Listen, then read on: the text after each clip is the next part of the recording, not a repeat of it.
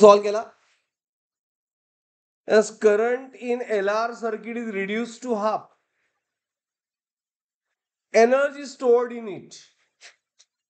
मग एनर्जी स्टोअरचा फॉर्म्युला तुम्हाला जर माहित असेल, as energy stored is half Li square.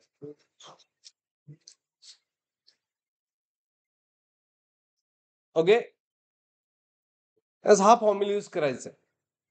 मग ह्यामध्ये फक्त करंट रिड्यूस टू हाफ. मग करंट रिड्यूस हाफ झाला तर एल वर काय चेंज होत नाही, म्हणजे L remain constant for this both cases.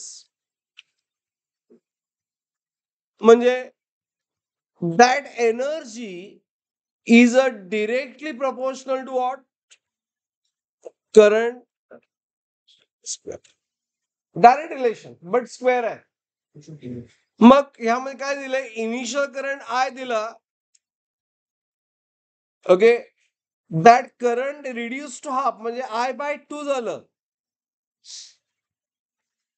It is I/2 new current.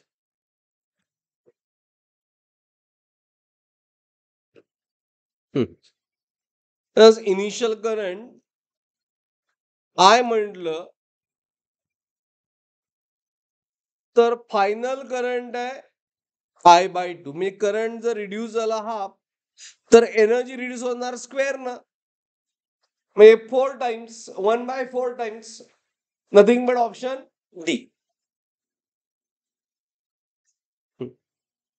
Okay, so E1 E2 by E1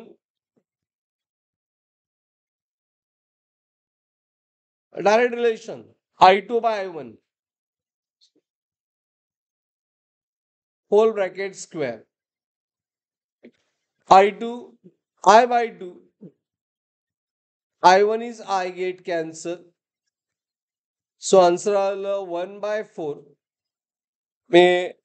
As energy second is 1/4 of first,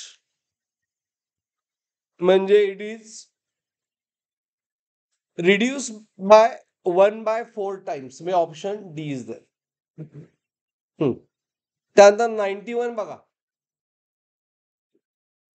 यास problem काय आला, यामध्ये ए सर्किट काहीच नव्हतं, फक्त नेम LR सर्किट होतं. ऍक्च्युअली हा इलेक्ट्रोमॅग्नेटिक इंडक्शनचा प्रॉब्लेम आहे.